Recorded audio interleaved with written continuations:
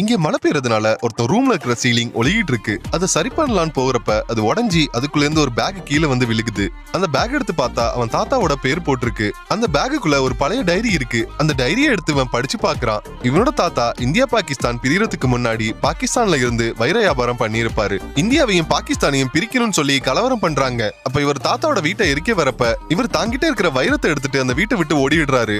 ஓடி ஓடி சோர்ந்து போன அவரோ ஓய்வெடுக்கிறதுக்காக ஒரு கோவில்ல போய் உட்கார்றாரு. தான் கையில இருக்கிற வைர மூட்டைய அந்த கோவில்ல இருக்கிற உண்டியல் மேல வைக்கிறாரு. ஆனா அது தவறி அந்த உண்டியலுக்குள்ள விழுந்துடுது. அதை எடுக்கலான்னு பார்த்தா அது கோவிலுக்கு அடியில இருக்கிற ஒரு அறைக்குள்ள போயிடுது. அந்த அறைக்குள்ள இருந்து அந்த வைரத்தை எப்படி எடுக்கணுங்கிறத தான் அந்த டைரியில எழுதி வச்சிருப்பாரு. ஆனா அந்த டைரியோ பழசானதுனால அதுல இருக்கிறதெல்லாம் அழிஞ்சு போயிடுது. இப்ப இவன் தன்னோட தாத்தாவோட வைரம் இருக்கிற இடம் தெரிஞ்சதுனால அதை தேடி பாகிஸ்தானுக்கு போகிறான். அங்க போய் இவன் அந்த வைரத்தை தேடுறப்ப ஏற்கனவே அந்த வைரத்தை தேடிட்டு இருக்கிற தீவிரவாதிங்க இவனை கடத்திட்டு போய் அடிக்கிறாங்க. இப்ப அந்த தீவிரவாதிங்கிட்ட இருந்து தப்பிச்ச இவனுக்கு ஒரு பொண்ணு உதவி பண்றா. ஏன்னா அந்த பொண்ணோட அப்பா ஒரு ஆர்கியாலஜிஸ்டா இருந்திருப்பாரு. அவர் அந்த கோவிலுக்கு அடியில இருக்கிற புதையல தேடிட்டு இருக்கிறப்ப அந்த தீவிரவாதிங்க அவரை கொலை பண்ணிருப்பாங்க. இப்ப அந்த பொண்ணோட உதவியால அந்த கோவில் இருக்கிற இடத்தை இவன் கண்டுபிடிச்சிடுறான். அதே நேரம் அந்த தீவிரவாதிகளும் இங்க வந்துடுறாங்க. ஆனா அந்த புதையலோ அந்த கோவிலுக்கு அடியில இருக்கிற அறையில தான் இருக்கு. ஆனா அந்த அறைக்கு போகணும்னா இவங்க நிறைய டிராப்புங்களை தாண்டி போகணும். அதனால அந்த தீவிரவாதிங்க இவனை வச்சு அந்த புதையலை எடுக்க நினைக்கிறாங்க. இப்ப இவனும் அந்த கோவில்ல இருக்கிற எந்த டிராப்லையும் மாட்டிக்காம அதை சால்வ் பண்ணி அடுத்தடுத்து தாண்டி போய்கிட்டே இருக்கான். அதே நேரம் இவன் கூட வந்த அந்த தீவிரவாதிங்க